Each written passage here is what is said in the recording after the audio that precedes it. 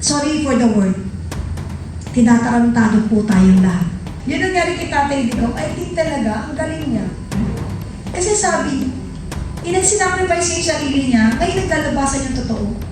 Sinubuhay. Oo. 10 years mo tinutugis ang mga Duterte hanggang ngayon, second-hand information pa rin ang produce ni Senator Trillanes, and yet, kinikilingan na kaagad. For your information, ladies and gentlemen, ang ating pong VP Sara ay isang abogado. Hindi po yan, sorry for the word hindi po yan tanga, hindi po yan of. Kasi she knows. Kaya she is very careful, just like what she is doing sa kanya pong dating pinagtatrabahuan ang Department of Education. Kaya, pansinin ninyo, sino ba yung nagkondena kay VP pagkatapos sumumpa at nag-o-taking na bigyan ng mataas na pwesto ngayon? Sino ba yung nagkondena at naglatag ng Mary Grace Piatos? Alam mo, sa totoo lang, naawa ako sa mga Pilipino, naawa ako sa atin. Kasi the more that they deny, the more that they question, the more that ang daming pangalan lumalabas, sorry for the word, tinatarantado po tayong lahat. Pagsusuri doon sa nakaraang impeachment hearing kung saan naging resource speaker ng House Committee on Justice yung mga opisyales ng AMLAC at saka BIR, pati na rin po si dating Senator Trillanes, no? Sa patuloy nilang pagdinig dito sa impeachment complaint kay VP Sara, kung saan tinalakay sa hearing na yon yung isang ground sa kanyang reklamo na betrayal of public trust. Okay? So, yun po. Tayo ay magpapalit opinion, magkokomento sa mga nakaraang mga pagdinig ng House Committee on Justice. Maraming salamat, Attorney Rat Contacto, at sa patuloy natin ng pagbabalitaktakan at paglatag ng katotohanan, no? Alam niyo, Attorney, gusto ko lamang pong sabihin sa inyo, syempre, napapanood po natin ang hearing.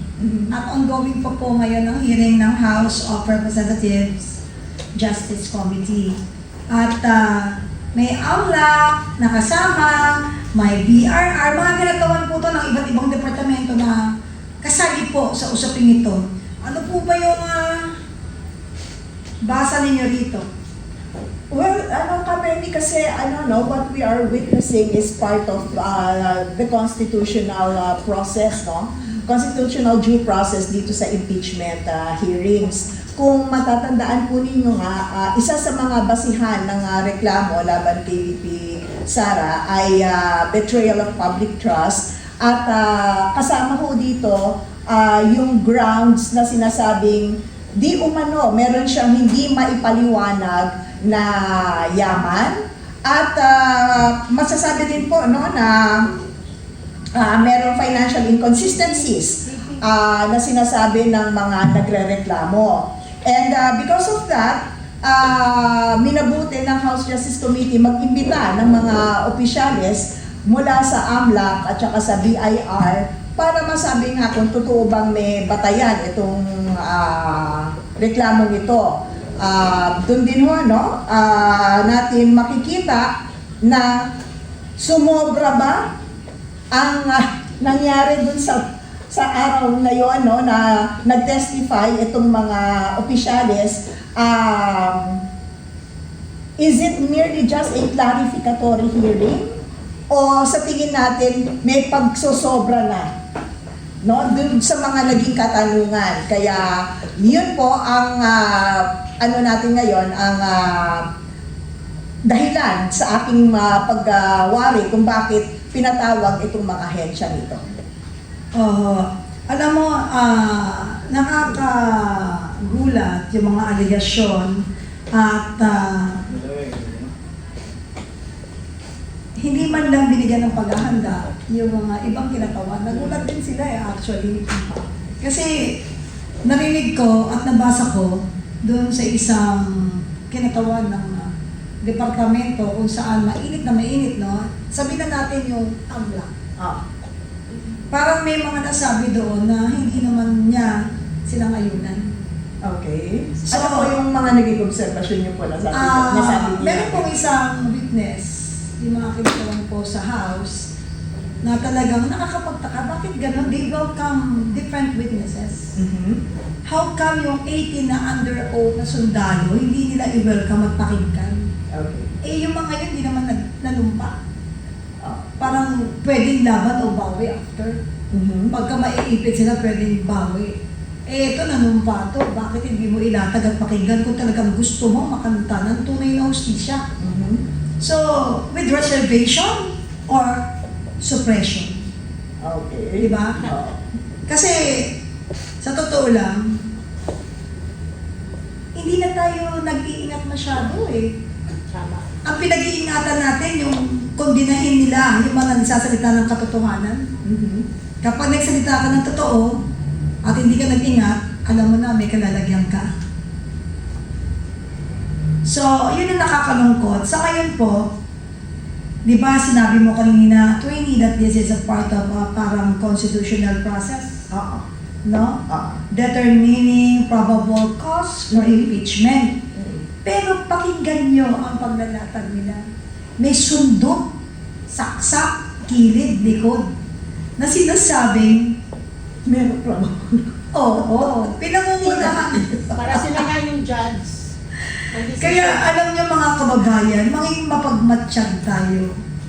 Huwag tayong basta-basta agad maniniwala. Alam mo, kanina narinig ko pa, huwag na huwag po kayong maniniwala. Tapos naka-stick sila sa salitang si BP, tapos i-zoom nila yung upuan Tama. na wala pa. Di ba kapastusan yun? Yes. That is still BP is the Vice President of our country. Minuto ng 32 minutes. Tapos iba na sila.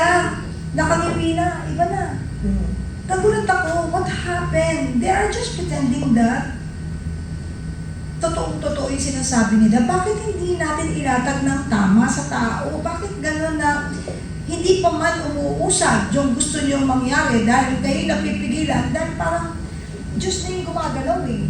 Napapalpak lahat ng mga nilalatag nila. Pinipilit pa rin nila maging tama at totoo sa paningin ng mga taong nanonood.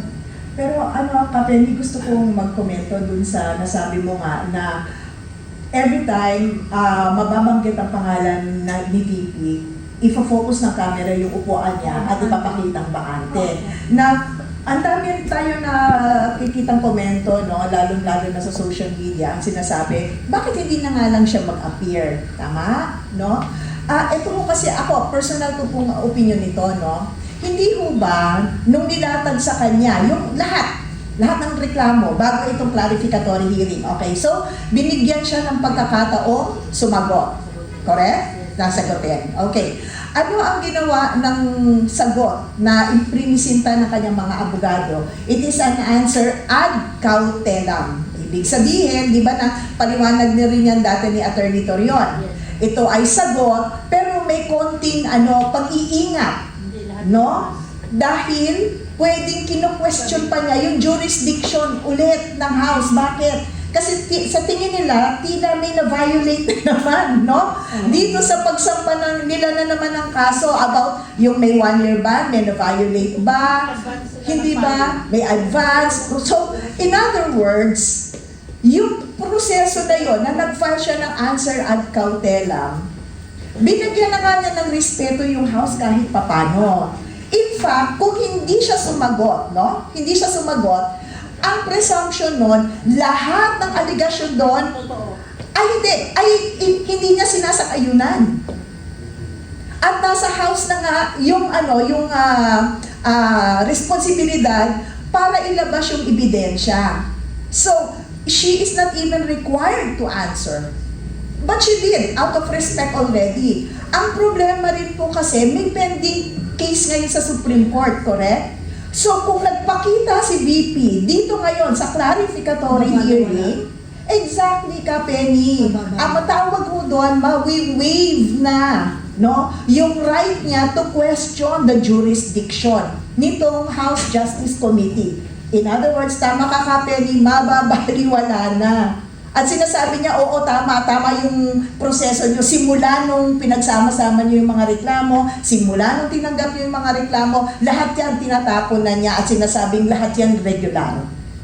So, dun sa mga ating kababayan, nagsabi naman po sa inyo si VP, sa tamang panahon, sa tamang forum, siya ho ay mag-a-appear. At ang alam natin dito sa Senate, constituted as an impeachment court.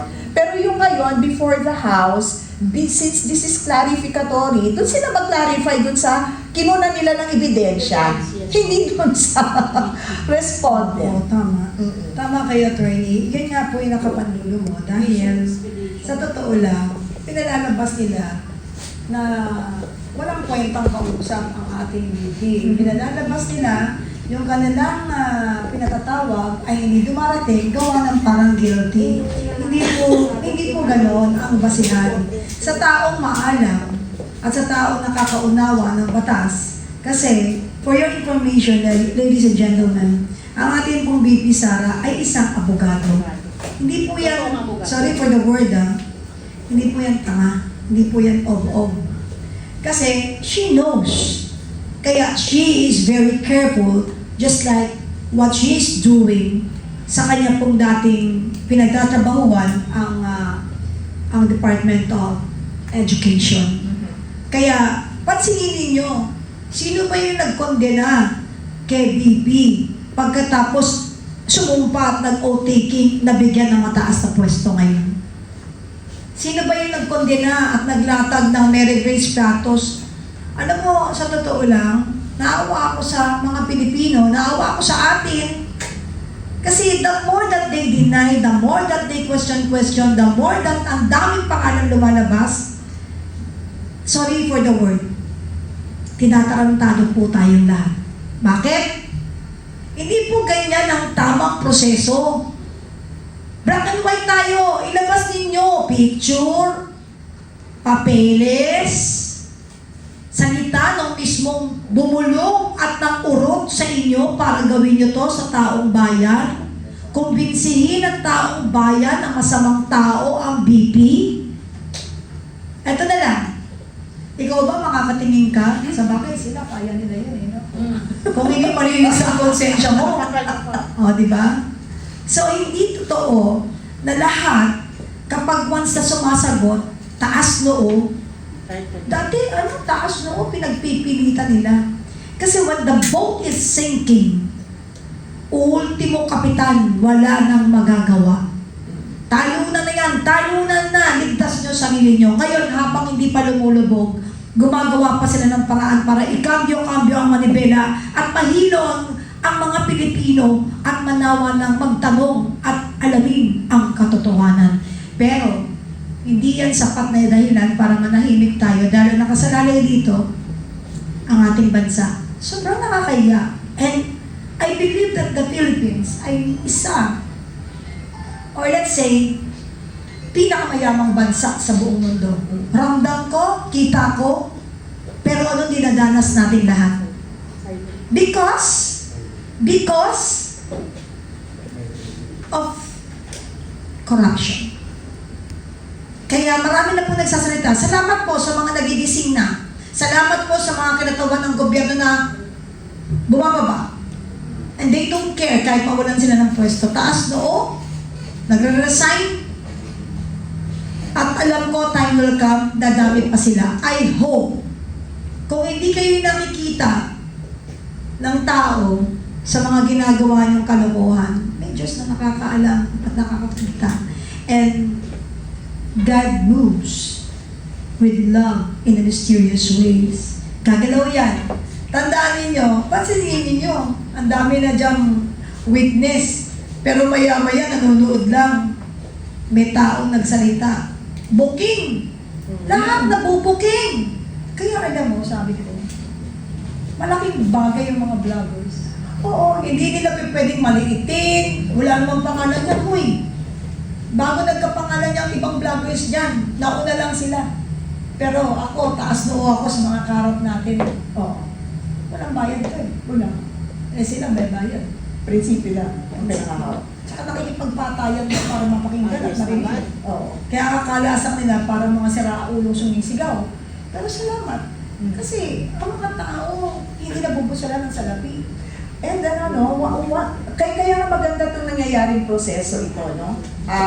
Hindi ko sinasabing, how would you call this, isang tabi, no? Pero this had to happen kasi na lumalabas ngayon, yung talino ng mga Pilipino na hindi lang tayo tatanggap kung ano ang sabihin ng mga politiko. Noong sinabi nila, during that impeachment hearing about yung kay VP Sara na nag-deposit daw sa SM Lanang noong 2011, di ba? Sa bangko doon. Mismo mga netizens na ang dumidepensa, paano nagka-SM Lanang noong 2011, 2012 lang yung binuksan. Alam mo, laging So, ayun ang punto, no? Ang punto natin dito na pinapakita rin sa atin ni VP, she does not have to be there kasi part yan ng obligasyon ng mga nagreklamo. Kayo maglabas ng ebidensya. Yes. Ngayon, pag nilabas ninyo at kasinungalingan yan, yari kayo sa taong bayan. Alam mo, attorney, Lalabas at lalabas because Attorney? kaya maganda pa rin na we have the right of free speech, Huwag lang syempre na kinikitil yung talagang mga... pero ngayon ba mga nagsalita ka ng against at saka negative? Bukas may kaso ka. Si Vice President. Meron na tayong guest, no? Hmm. Nagsalita. Ayun, may kaso na buong pamilya. Hmm. Kaya nga sabi ko, magtira sila. Huwag nila tayo ikondena, ikaw tsaka ako, para lahat ng guest pwede natin maglalaro sa kulungan. Get ready, mainit na pagkain. At ang nakakalungkot, part of them is our colleagues before. Mhm. Nakakala natin, matibay ang ating paninindigan na iisa lang ang ating paniniwalaang paninindigan para sa tao, para sa bayan, para sa Diyos. Nakita na, mga kababayan, nakita niyo na ba si BP? Ako first. Lahat ng tao siguro nagmamahal sa kanya, they understand. Nakita niyo na ba si BP how simple? Yes. Pamilya niya, how simple? Ang medyo ano lang naman dyan, si Kitty, dahil model talaga yan. Bata pa, nagtatrabaho. Kasi, walang ganon. Napakasimple ng tao. Bumababa sa baba, pinakababa, kumakain, nakakamay, nakachinelas. Kaya na lang sabayan ng masang Pilipino. Tapos sasabihin pa mga bobo daw tayo no? DDS. Sabi ko, I'm proud. Pero pag sinabihan tayo ng bobo, okay lang. Kung ang bobo ba ay pangunawa at paninindigan sa tama, bobo tayo. Kung ilang tingin at pananaw nila sa salitang bobo. But, for sure, we will accept and absorb everything for the love sa country, but we will not tolerate them na magtagumpay habang buhay because yung Diyos hindi papayag yan. Maniwala kayo sa akin. I can see the panoramic view of what will happen. Kasi nakita naman yun, nag-umpisa tayo dito. Today, ika-22 na nating episode. Actually, 26 to Ewan ko ba 22 nakalagay Pero okay lang po. Sa 22 na yan, nagmahal na araw pa yan, nagpasko pa yan, kaya nabawasan. But we're still together with our stand and fight for our country. Pero attorney, sa totoo lang, yung mga nangyayaring mga pera, may bago ngayon, laundering na, matindi na. Parang, siguro player sila ng ping-pong, tsaka pickleball. Kasi ang galing nila magpabalik-balik ng bola. Pero yung tao, hinihilo na ganun. Saan pupunta yung bola? Balik natin ulit. Flood control. Ano? Sa tingin nyo? Flood control lang inumpisahan yan. Yes. Palalalain yan. Kagat lang ng lamok. Kinalkal, ginawang gangrene. Bakit? Para yung inaasahan nilang mawala na sa isip ng tao, manawa, mapagod, hindi na makialam. But please, mga kababayan, magkaisa tayo this time. We are not hindi tayo nananawagang magkagulo. Just like Tatay Digong, kaya pinabayaan niya. Alam mo ba, yun nangyari kay Tatay Digong, I think talaga, ang galing niya. Kasi sabi, sinakrifice niya yung sarili niya, ngayon naglalabasan yung totoo. Sinubuhay. Oo. Pero again, kasi nga maganda yung mensahe niya, find your purpose. Kasi siya, ginawa na niya yung in fact, nagsakripisyo na nga siya ng buhay niya doon, hindi ba? The one thing na pinakaayaw niya is foreign dominance. Lalo-lalo na to, physical, sa kanya.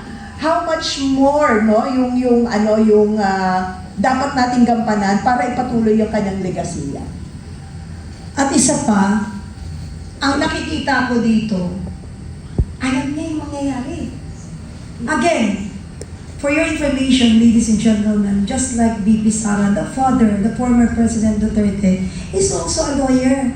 So alam niya from day one, pagpasok pa lang niya, may violate na kaagad. Nakakakala ng tao, siya, walang niyang tao, makasalanan, yung iba. Pero ngayon, habang lumalabas na yung katotohanan, lumalakad ang panahon, yung iba, ay, ganun pala. Oo nga, bakit? May example ka last episode natin May isang presidente from what country? President na siya or somebody that very popular na ginawan din ng INC ng gano'n, pero pinabalik. Can you please, para sa understanding nila what happened? Lang yung isang wanted ng ICC. Yung isang wanted ng Yes, ICC, na nahuli sa Italy, pero pagkatapos ma-serve yung warrant of arrest, pinakawalan siya ng Italian government. Ano ang dahilan? Kasi sabi daw ng Ministry of Justice nila or yung equivalent ng DOJ natin, hindi makatarungan na siya ay ikulong, arrestuhin doon mismo at i-turn over sa ICC. Bakit? Number one, kasi daw po hindi dumaan sa korte ng Italia yung warrant of arrest na yon galing sa ICC. Check. Ganun. Sige. Pangalawa, hindi daw siya sasabihin mo, sasabihin ko sa iyo. Sige. Hindi dumaan sa korte. Para ma-determine ng Italia. Italia bansa, siya, di ba? Oo. Check. Pero Kaya tiga Middle East yung hinahanap, tiga Libya. Pero dahil nanonood siya ng soccer sa Italy, doon siya hinuli. Pero pinakawalan nga siya ng Italian government. At sinabi nga na, number one, sabi ng pinaka-DOJ nila, hindi yan dumaan sa aming korte para masuri kung authentic ba yan, yung warrant of arrest na yan. Pangalawa, hindi yan nakatranslate sa Italian language.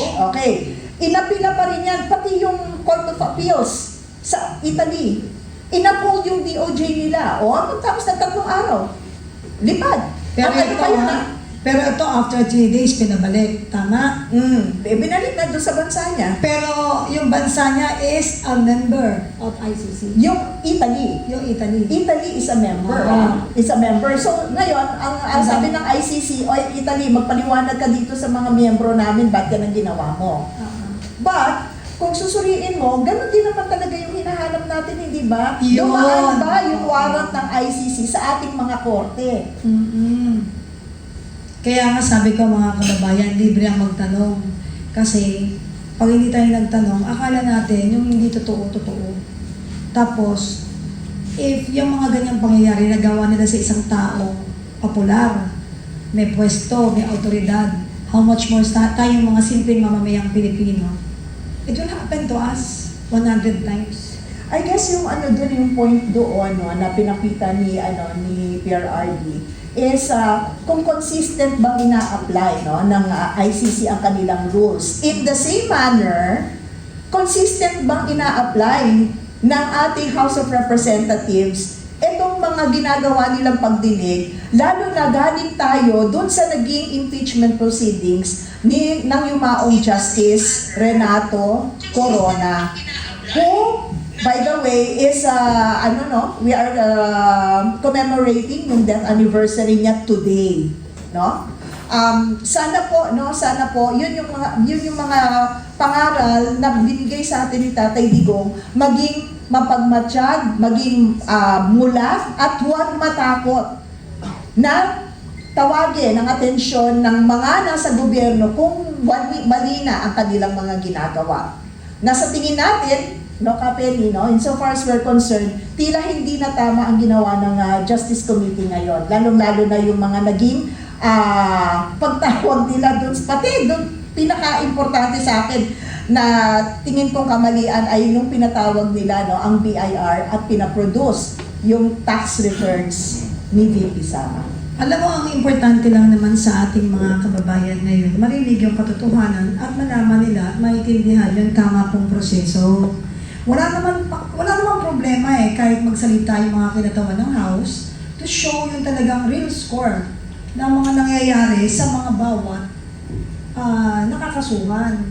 Pero hindi naman dapat dumating sa punto na parang iginapos mo, walang kalaban-laban, tapos binibisikan mo ng paulit-ulit ng tubig kasama yung mga kung ano-anong gamit na makikita mo. Parang gano'n na naging dating. Pero ako kasi Penny, hindi ba, number one, sinabi nila sufficient informed na yung complaints. Sinabi nila, ibig sabihin, so verified yung reklamong yan, yung kung sino man yung nagreklamo, humalap yan sa notaryo publiko para patotohanan na sila talaga ang gumawa ng reklamo at gumawa ng salaysay. Pangalawa, sinabi nila sufficient in substance. Kumbaga, bawat aligasyon doon ay sufisyente na at may tamang bigat para sabihin na meron na siyang probable cause, no, doon sa mga pinaparatang kay VP. Tapos sinabi pa nila may sufficiency in grounds.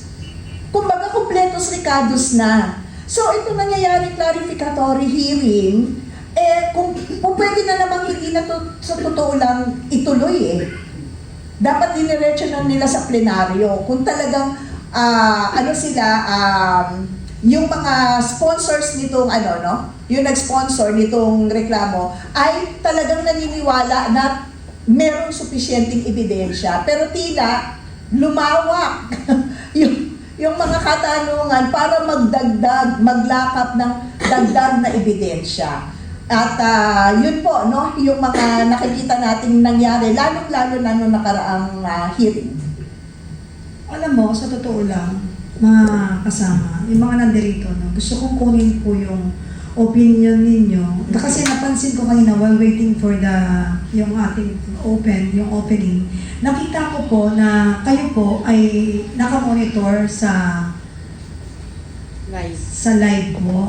So, I want to ask you, ano po ba, bakit kayo laging nakatutok bilang simpleng tao? Bakit nyo tinututukan ito? Not just for the content, no? Not just for the content. And at the same time, ang tanong ko, bakit kayo nakatutok din sa amin? Ano ba ang talagang adhikain ninyo? Anyone? Yes, ma'am? Yung sa akin po, kasi kaya kami, diba, nakatutok dito o nakatutok sa anuman ng ka-live at sa mga nag-a-update para meron po kami isasagot just in case na nandito kami sa lansangan. Meron kami i-rebat kung sa mga hindi naman natin sinasabing kumakalaban. Yung mga nakikita natin, lalo na nasa kalsada kami, may mga situation kasi na nandun kami sa rally, meron biglang papasok na hindi naman talaga natin sumusuporta sa mga Duterte. So yun yung tinatawag po namin na kaya meron kami maisasabi sa kanila. Yun po yung sa akin na. Siguro no, hindi naman ako, thank you very much for being yung ganyan, laging may malasakit. No? Ang gusto ko lamang po malaman, ma'am, sa lahat, na yes, I know that para may masagot kayo. Pero to yourself, bakit niya ginagawa to? Ako po. Yes. Ginagawa ko to para sa bayan. At para makita po na ang nangyayari ngayon, pinapalaganap ang hindi tama, panlilin lang. So, nakakatakot dahil Vice President, pangalawang Pangulo na siya ng bansa. Ganun lang nila yurakan ng pagkatao. Paano kami nasa laylayan? Isang pitik na lang? So, ang katotohanan po dapat po mailabas at maihahag sa lahat ng mamamayan ng bansa. Dahil bilang Pilipino, kami pong hiyang-hiya na sa pinagagawa nila dahil alam namin kung ano ang tama. So, yun po kami gumagawa din ng sarili naming magagampanan bilang mamamayan ng bayan. Kasi idolo namin si Tatay Digong at nagawa na niya ang parte niya bilang Pilipino at kami din gagawin din namin kung ano ang maitulong namin para sa bayan. Yun po. Maraming salamat, ate. Kuya, meron po kayong tumaas po kayo ng kamay kanina. Yes, ma'am. Ay, si Kuya. Panahon po kasi ni Tatay Digong, bago pa lang, matagal na yung napatunayan na yung serbisyo niya sa tao nasa puso.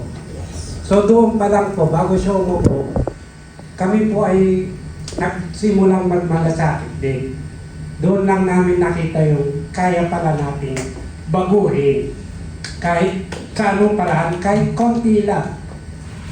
Magpaligaya ka ng isang tao araw-araw. Magandang halimbawa na po yun. Salamat po, Kuya. Alam niyo, kanina nabanggit po ni Attorney Yvette na isa sa nilatag nila at pinag-usapan po sa House, yung constitutional process, kung ito ba ay parte. At yung i-determine nila yung mga probable cause para po sa impeachment. Pero, sabi niya, importante rin tatandaan na habang hinahanap natin yung accountability, dapat daw po hindi natin nalalampasan yung due process Yes. at yung pong mga legal safeguards kasi doon daw po nakasalalay yung mga kredibilidad ng buong proseso. Kasi yung proseso nila, marami po silang binanggit at sinama mga iba't ibang mga departamento ng gobyerno at yun po yung kanilang ginawang witness. Binapalangkas nila lahat at dumating sa puntong pati yung usapin ng pagiging pribado ay talagang gusto nilang hindi na sundin. Pero ang sinabi ngayon, narinig ko nga, ulitin ko Yvette, sinabi dito, bakit, di ba, ang role ng AMLAC ay protektahan ang depositor, hindi pagtakpan. Bakit ganun yung terminong ginagamit, no? Pero, Attorney, you can sit down, Kuya. Thank you very much. Attorney, gusto ko sagutin mo to because coming from you, no, yung credibility is very important sa ating mga manonood at mga kasama. Attorney, kung may involvement na ukol sa Anti-Money Laundering Council, Bureau of Internal Revenue, hindi ba ibig sabihin may mabigat silang ebidensya? Hindi kaagad mo masasabi no na meron na kaagad mabigat na ebidensya. Kailangan talagang suriin. Usual yun, no, nadinig natin, di ba, nung sa hearing, sinasabi ng suspicious transactions ay mapapaloob sa mga dapat imbestigahan ng Anti-Money Laundering Council. So, suspicious transactions, hahanapan mo pa yan ng masusing ebidensya. Doon sa nangyari sa House Committee hearing, isang araw lang naman sila nag-testify, correct? Tapos, so, ang daming transaksyon. Kayo ba, pag kayo pinaratangan ng ganyan, ibig sabihin ba, guilty na kayo? Hindi. Masusi. Hindi yan basta nag-clarificatory hearing ka na, ano na yan? Meron ng mabigat na bin. No. Coming from the word of clarification. No, Clarification. exactly. But the Ika-clarify thing mo is, na. the thing is, yung isang araw na yon at hindi lang naman na siya yung resource person o yung tiga-AMLAC, masasabi mo na ba na dun sa mga pinaparatang kay VP, bawat transaksyon na yon may ebidensya na ng guilt? Suspicious pa nga lang So, grabe. hindi mo kung sa korte nga, hindi ba? Hindi naman kaagad-agad na mahuhusgahan ka na guilt na yan, na may na yan, na ginawa mo na yan. Kaya, to me, hindi ho yan indication ng guilt. Bagkos, mas dapat nga pairalin yung masusing pag-iimbestiga.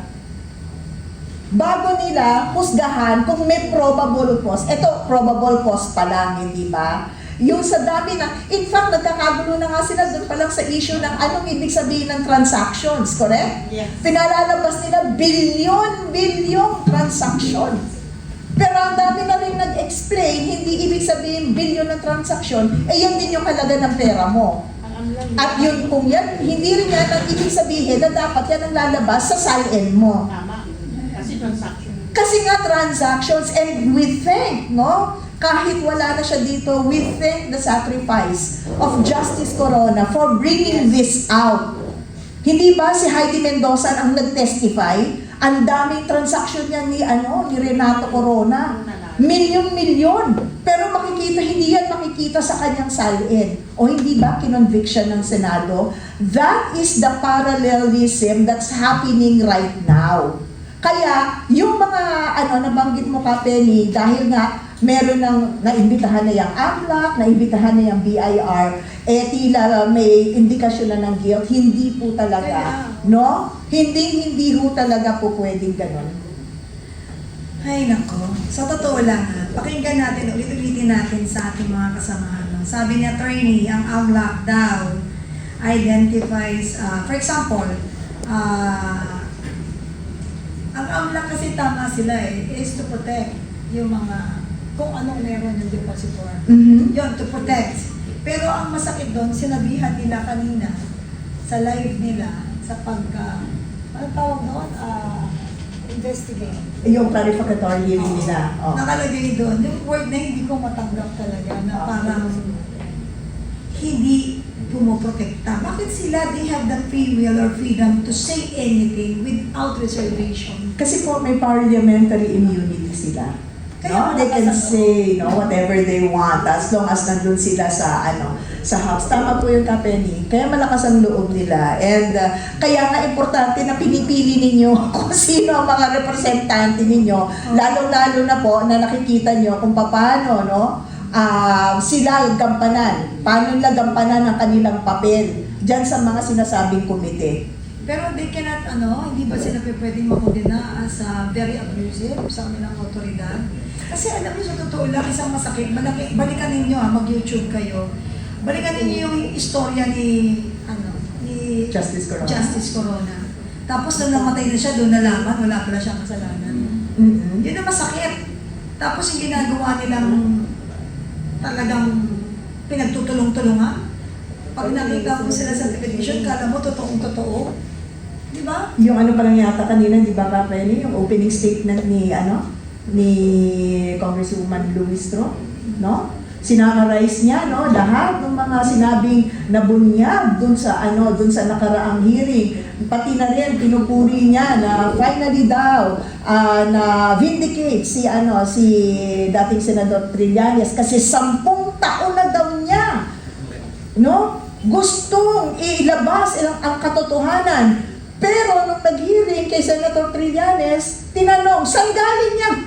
Yung mga yung mga sinasabi mong mga bank transaction, sabi niya, binigay lang mo sa akin ito. 10 years mong tinutugis ang mga Duterte hanggang ngayon, second-hand information pa rin ang prinuduce ni Senator Trillanes, and yet, kinikilingan na kaagad. Kinikilala at pinakikinggan nila at pilit nilang ipinamumuka sa taong bayan na ito ang katotohanan. Kaya sa lahat ng ating mga kababayan, kahit napapanood nyo, binibigyan ng oras at ginagastusan ng ating pong gobyerno na nanggagaling sa ating pong mga binabayad na tax, yung kanilang mga ginagawa. Hindi ko po sila hinuhusgahan. Kasi kahit hindi nyo na po gawin nyo, makikita nyo po yung diferensya. At hindi po ito talaga balanse. So I believe that what's happening to our country now is a big example of, bending the law. Bending the law talaga, no? Dahil, mabanggit ko nga dyan, Penny, nung inimbita yung sa BIR, no? Yung mga BIR representatives at pinaproduce pa yung di umano'y mga tax returns ni VP Sara, no? Ito'y nakalagay sa isang container at sinelyohan ng mabuti. Masasabi mong bending the law kasi prinuduce nila yung subpoena para ipatawag yung mga dokumentong yon. Pero mamaya, tatalakayin natin kung bakit sa punto ko, illegal yung nangyaring yon. Yes, attorney, thank you very much. Talagang, alam mo, kasuspe-suspecha talaga yung mga nangyayari sa ating bansa. Kasi parang yung mga pinaasahan natin na maglalatag ng katotohanan at para luminaw yung mga issues punto por punto na magbibigay sa atin talaga ng sapat na impormasyon. Nagbebent lang, no? Medyo, alam mo, tuwing nagkakaroon ng rally dyan sa Supreme Court, tinitignan ko yung statue ng ng Supreme Lady Court na may timbangan. Lady Justice. Yeah, talagang tinitingnan ko. Gumaganon-ganon ako. Parang medyo mabigat na sa may bandang kaliwa. Nakaganon ko. Hindi siya pantay, hindi nagpapantay. Kaya alam mo, sometimes pagka nagpunta tayo doon, di ba minsan may isang pagtitipon that we need to show our support. Check niyo po. I-check niyo. Ngayon kung pantay yun, sabihin niyo, pantay pa naman, bakit ganyan ang nangyayari sa atin? Di ba? Alam niyo, ang AMLAC ay dapat na protekta. Tama.